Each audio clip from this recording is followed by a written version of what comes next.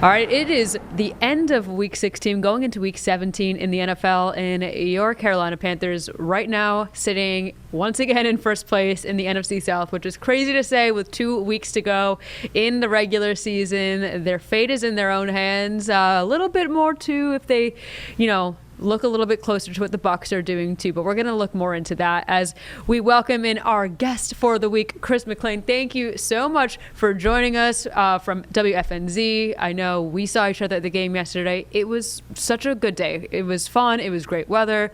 The fans were there in droves. I mean, they talked about how they really impacted some of the games with some of those big calls, like some of those false starts and delay of game calls. Like the Panthers team was really crediting the crowd. So everything seemed to work out in their favor. They got the win. Now they have 2 weeks left. Just kind of what's your take on just, first of all, being here in first place at the end of December? I didn't know that was legal, Danielle. I had to check the rule book. I didn't know that was legal for the Panthers to be in first place when it's Christmas. You talk about a Merry Christmas. And you're right. That day yesterday at the bank was electric. It brought back so many memories. I feel like it's been a decade. I mean, I think it's flat out been a decade since I have been at that place, and it's been rocking like that. It was beautiful. That's what it's supposed to be about. That's what sports is supposed to be about. That's why we love it. The sense of community, the excitement, the gathering together, and the unleashing of joy. And, man, it happened yesterday, and I'm still pinching myself over it. The catch, though, is their work is still not done, which they have pointed out, since then, is they still have work to do.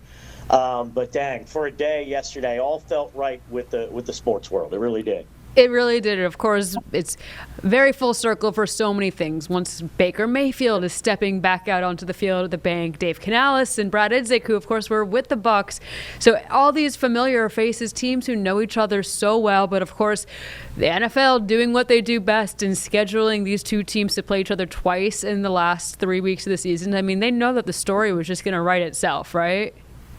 Oh, clearly. They had this all in mind. They did. And half the people out there or more will probably tell you, hey, the script already written. Yeah, the script is already written for the NFL. So, but, and how about the fact that, the Panthers have Baker as kind of their, arch enemy in this battle.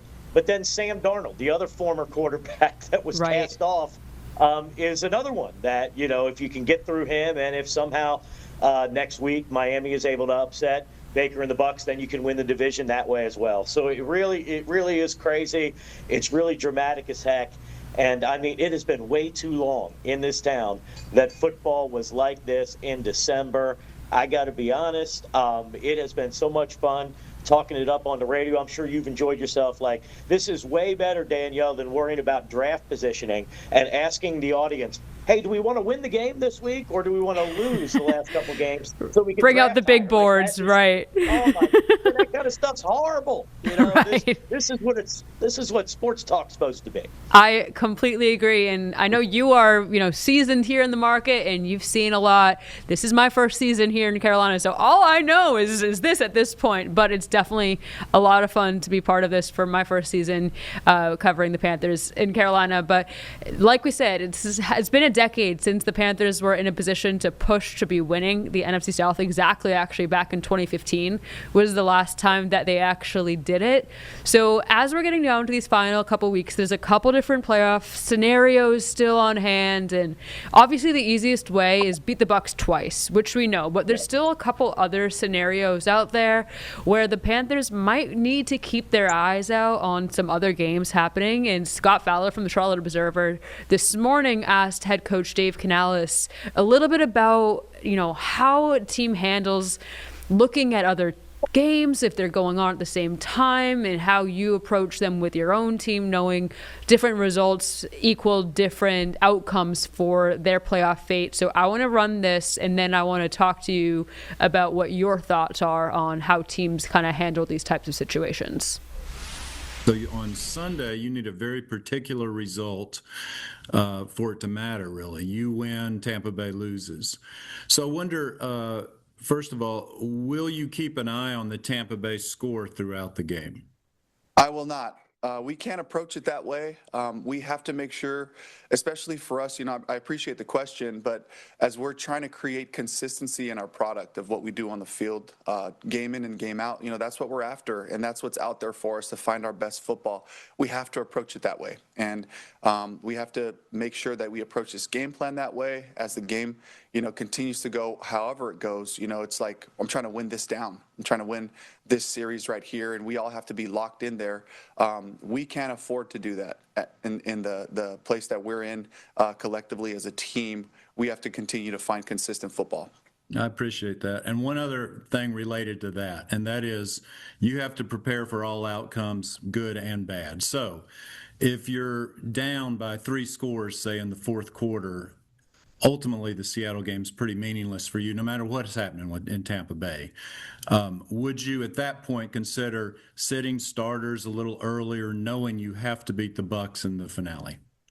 I don't envision us doing that. That's a conversation that Dan and I have to have philosophically about how we're approaching this. But again, I think it kind of goes back to answering it the same way. All of these reps are so valuable. Every series, as we continue to grow together as a team, every series matters as we're trying to develop our schemes and our concepts and make sure that we go into each week with that, and then so that we can learn the lessons, so that we can take the next step when the Bucs week comes on. But all of our focus has to be right here, right now on the Seahawks.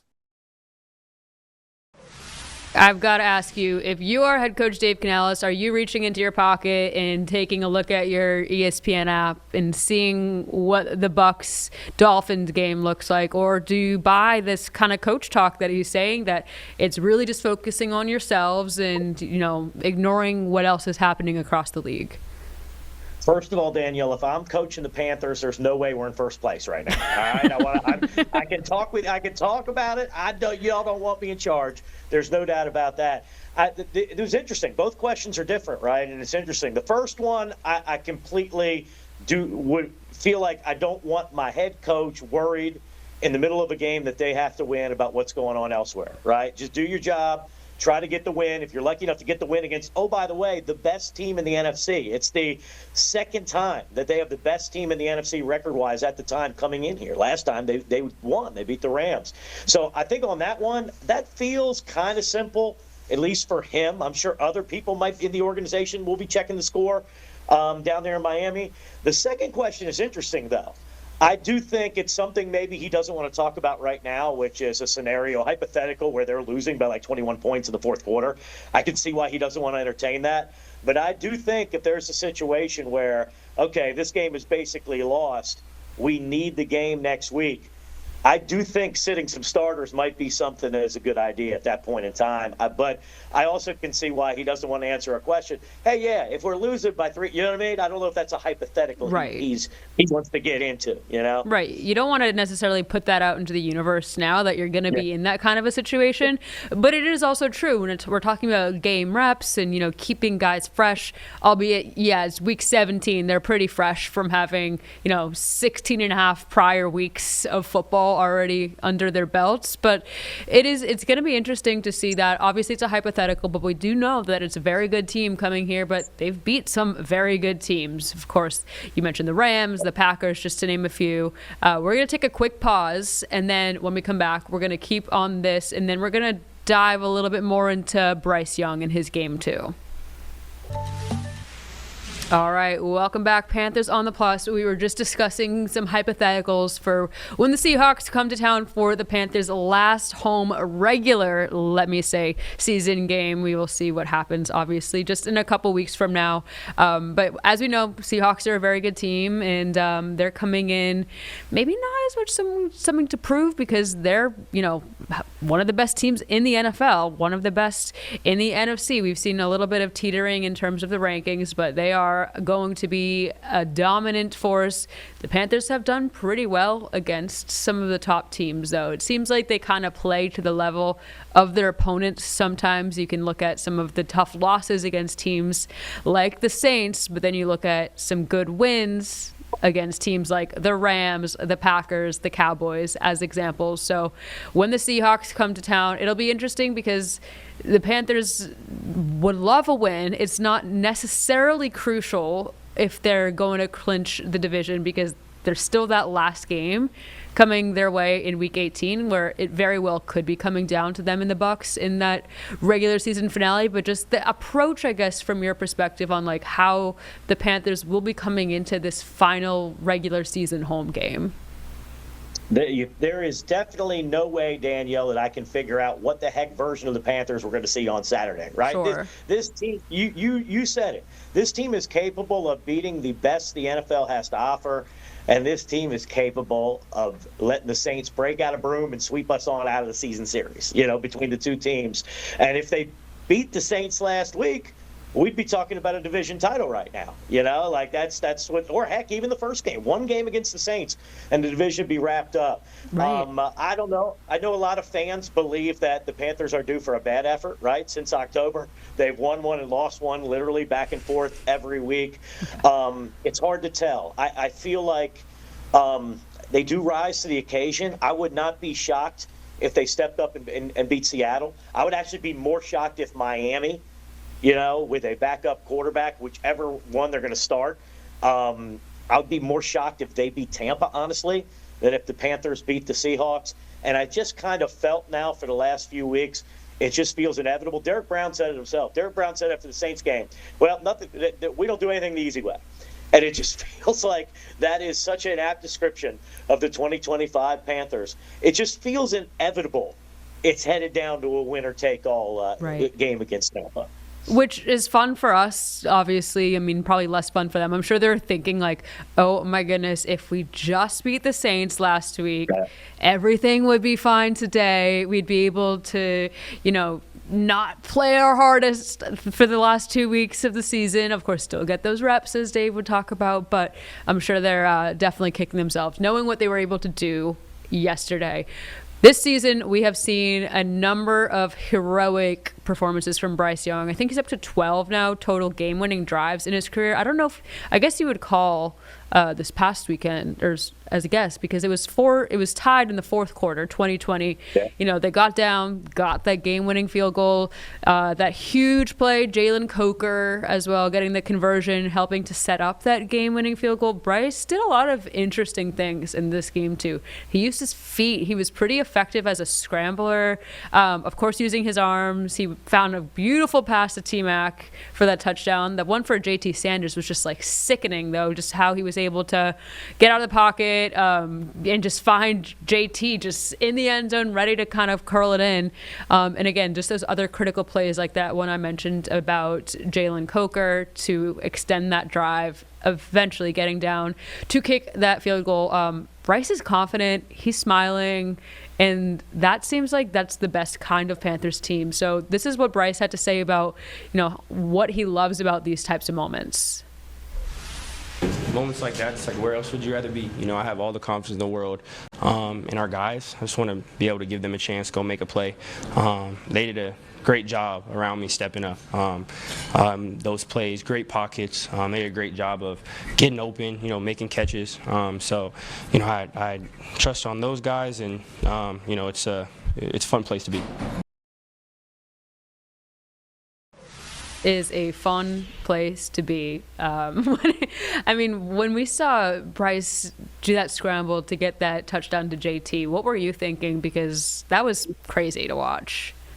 I was thinking, how am I going to not scream like a crazy fan in this press box? That's actually Cardinal what rule. I was thinking. And I'm not sure I even pulled that off. I'm pretty sure there was a noise coming from me. That's Bryce magic. That's Bama Bryce, as we often call it. That's the guy we watched at Alabama win a Heisman Trophy. His ability, and you've seen it the last, few weeks big time, his ability to, elude a sack and then still make a positive play. You brought up doing it with his legs. We saw multiple runs. That same drive, actually, you saw a couple big runs on that drive. You saw him also make a great play out to the left where he drew two defenders and flipped it to Mitchell Evans. Yeah. And they got a first down on that one. Like that, those improv skills are vintage Bryce. And you're right. You can see the confidence. You can see him celebrating. He's in a groove right now. Last 5 weeks, 10 touchdowns, 2 interceptions, 107 quarterback rating. He is balling right now. This is kind of the Bryce we saw at the end of the year last year.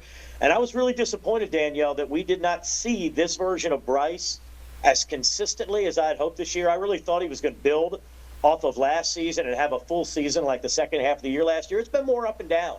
But these last 5 weeks, he has hit stride. The way he's throwing the deep ball, he's Pro Football Focus's #1 graded deep ball passer over the last 5 weeks. He's got 10 deep completions over the last 5 weeks. You mentioned the 2 big ones yesterday. And it's somebody this morning, of course, we've got to have a killjoy in the radio audience this morning on WFNZ. Someone texted us, Danielle, was like, he only threw for 191 yards. I don't understand why that's some great game. The way the Panthers are designed, you know this, they're not designed to be some sort of Air Bryce. This Right. isn't supposed to be. If he's thrown for over 300 yards, most of the time, maybe not the Falcons game when he went for 448, but most of the time it's probably a bad sign, right, that we're scrambling to come from behind. If the key with Bryce is, are they balanced? Can they run it? And then can Bryce make those big plays? Timely moment, right? 3rd and 4. You go deep with a gutsy call and you hit Jalen Coker. Red zone or outside the red zone, end of the first half. You take a deep shot before you kick a field goal, and you catch them in a blitz and hit T-Mac with one-on-one coverage. Like, that's the way you judge Bryce. Does he make those plays in those big moments? And you said it too, the game-winning drive. He has a knack for this. You would wish that of his 14 wins, 12 of them wouldn't be ones that require him to drive the team down to take a lead late. But this is a team that isn't exactly blowing people out, right? So Right. He's got to be clutch, and he's got to make the plays late. So that's to me what Bryce is all about: timely plays. Does he make them? I thought it was interesting actually looking back at the box score and seeing he only had 20 yards rushing. I thought it was going to be a lot more. It felt like it was a lot more. But it's interesting when you say, he was sub 200 for passing yards. But it wasn't like any of the running backs either had these crazy games. It wasn't like one of the Statement Rico games. Everyone just kind of did their job, it felt like. No one was extraordinary. Everyone did what they needed to do, and it felt like a very team win. Is that kind of your assessment on how the day went as well? Oh, yeah, from the offensive side, at least. Yeah. Yeah. I mean, I think the run game, and this has been the case, a fair amount lately. I think the run game with the running backs, was certainly a little bit of a disappointment. You got to give credit to Tampa Bay. I think they went out determined to try to slow Rico Dowdle down. Chuba had a little more success in terms of yards per carry. But I think, Dave was going to, find ways with Bryce. The Jimmy Horn run on the first drive on the end around was beautiful. Oh, yeah. They found ways to get just over 100 yards rushing, and then Bryce did the rest on offense. As far as, the offensive line goes, I mean, the offensive line continues to – it does. Icky's out. Josh Nijman's in. And I'm not going to say he didn't have some struggles in pass protection, but, man, he had a heck of a day run blocking. How about Tommy Tremble and Mitchell Evans, the tight ends, in run blocking? Yes. And then, Tommy Tremble was on a mission. I don't know what someone said to him in the morning, but he came out blocking angry. The pass catchers, T-Mac and Coker, had big plays. XL missed a chance to make a couple of plays, but he got him a big, after the catch run for a first down. So, yeah, it was a team effort yesterday. I thought Coach Canales had some amazing moments in terms of play calling as well on those big pass plays, taking shots deep and catching them in blitzes. It was, this. I don't think this is a team, that's built on one guy like Pat Mahomes carrying a team. I think this is a team where everybody does their part. And then another thing, too, is look at the amount of rookies, too, that chip in. Nick Scorton, Cam Jackson, Ransom with the interception. I talked about Mitchell Evans and T-Mac. I mean, this is a fun team. They're aggravating at times, Danielle, because sometimes it feels like, man, they didn't show up at all today. What happened to them? Right.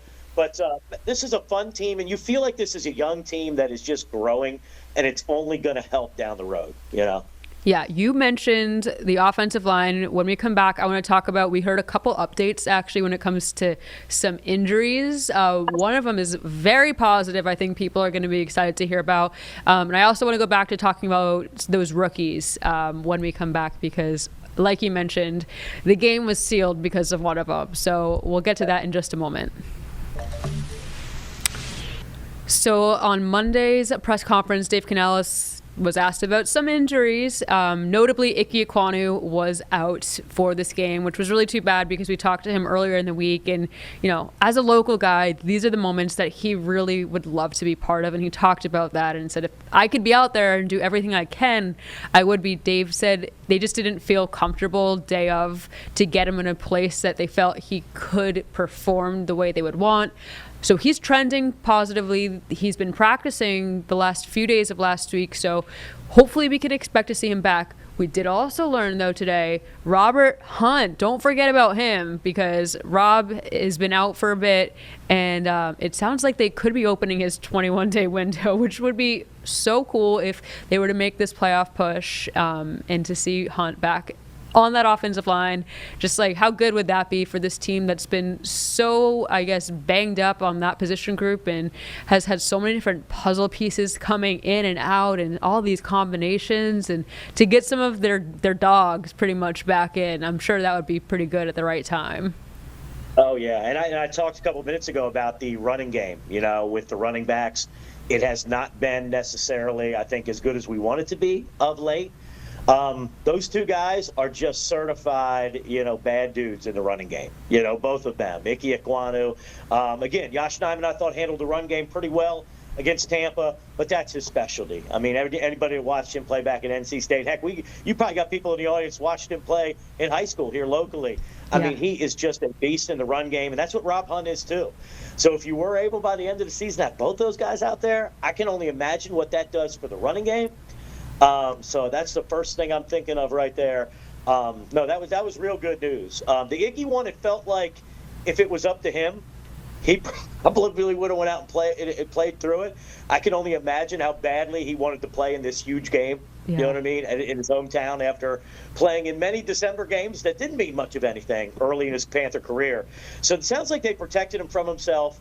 Could have been one of those cases where they feared if he went out there against Tampa, he could end up missing the whole season if he aggravates something in that knee. So I like what I'm hearing. There's no doubt about it. Those are nice Christmas presents for Panther Nation. Couldn't agree more. And just seeing warm-ups, I was watching the two of them, Rob and Icky, just off to the side watching the O-line warming up. But I was just thinking, it feels like this group is getting close to being to what they wanted and envisioned. And the talk that they had coming into the year about how they were returning 9 of their guys from last year, all 5 of their starting offensive linemen from the year before. Like, they felt the continuity and the turnover was just going to be in their favor. And then of course injuries have just ravaged that group. But I want to look to another group that there was a lot of talk about from last season to this, and that's the defense. Something that we love to say on this show is historically poor defense last year,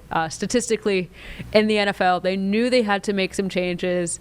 And Mac, it seems like those changes at this point in the year have really been paying off, whether it be the rookies, whether it be some of the other additions that came in, Christian Roseboom, Trayvon Merrick, some of these guys who have been inserted into the defense and have been total game changers. Let's not forget Derek Brown being back out there, being healthy, and making every player around him better. It feels like this defense has almost done a 180 from where it was a year ago. Oh, big time. And by the way, you guys are so much nicer in TV. You're historically poor. I've said way meaner things about last year's defense, Danielle. Go on. But I don't have to about this year's group. And you nailed it. You could see all over the place guys that weren't here last year, including our franchise cornerstone on the D-line and Derek Brown. So many guys that weren't here last year that contributed to that big win against Tampa. It all starts with him. I mean, I was just watching before talking to you. Brian Baldinger is a former player and a longtime NFL analyst, and he will often tweet out, video highlight packages of Derek Brown just tossing 300-pound offensive linemen like they're stuffed animals. And I mean, he's got multiple clips from the game on Sunday of him doing that. He is so strong. He is such a beast. And when he's not making the plays himself, which he did with 5 tackles and a sack on Sunday, he's being double teamed and other guys are making plays. So he's the one that starts it. But you're right. Merrick's a guy that does everything. He could drop deep into coverage. He could make plays near the line of scrimmage like he did a ton the other day. Christian Rosebroom's a guy who has struggled at times this season, but, man, the second half of the season, he's been lights out. And then the amount of rookies that contributed, it's crazy. Nick Scorton, to me, was one of the stars of the game. I know 100%. Ransom was the one that had the big interception at the end, but Nick Scorton did a little bit of everything in that game, and he is a maniac on the field. There's no doubt. I had a one-on-one with him in the locker room after the game. He's just so mature, carries himself so well. This whole rookie class just feels like they're like leaps and bounds above where rookies are. Really quickly, I want to play this one kind of lasting soundbite about Ransom and just kind of how he handled last week going into this week. It's pretty fun to hear. I faced a lot of adversity, heard noise from everybody last week, probably some of y'all too, but you feel me? I mean, that's football at the end of the day. That's how you shake back. The moment went too big for my dog Lathan. Like, you know, all last week everybody was talking about, oh, he a rookie, maybe he shouldn't have played. Like, the moment was too big for him. And he heard it, but he responded like he's supposed to, like a grown man should. So I'm proud of him. Well, last week, y'all all had the cameras in his face talking about, you know, his play, the end of the game, and that cost us. And, you know, this week he saved us. So, you know, it's just how it goes. You know, players make plays, and Lathan made that play at the end of the game. And, you know, really special player, really proud of him for that. But it's so much fun. You know, Lathan is someone who works super hard, always doing the right thing, has such a great attitude, great approach to the game. You know, in practice, he's always locked in, always going 110%. And just seeing him, and it's not surprising at all, him in a moment like that, going and making a huge play. Not at all surprising to see, but it's a ton of fun to watch that.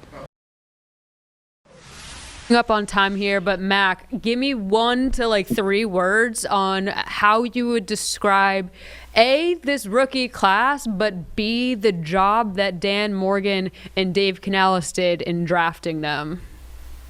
First of all, the Lathan Ransom story is awesome. You can tell your kids, you know what I mean? You can tell your kids that story about, hey, you have a bad game or whatever, you show up the next week, you could be the hero, you know? Keep your head up. And the class is just deep. I mean, I mentioned all these rookies, Danielle. Didn't even mention Ryan Fitzgerald. The guy's won 4 games for us this year with his foot. We almost take him for granted. He was an undrafted guy. So it's a deep class. Dan Morgan knocked it out of the park. He did. Absolutely. These guys showing up in the biggest moments. Mac showing up in the biggest moments too. Can't thank you enough for joining us on Panthers on the Plus. We'll see you next week at the last regular season home game, which is so sad to say because this year's been so much fun. Obviously, the fans making a major impact once again. I'm sure we could expect the same for that this coming Sunday. No doubt. And I hope it's not the last home game in general. I don't want to jinx it. I hope it's not. Everybody, and Danielle, you included, have a great holiday. Thank you for having me on. Happy holidays. Thank you.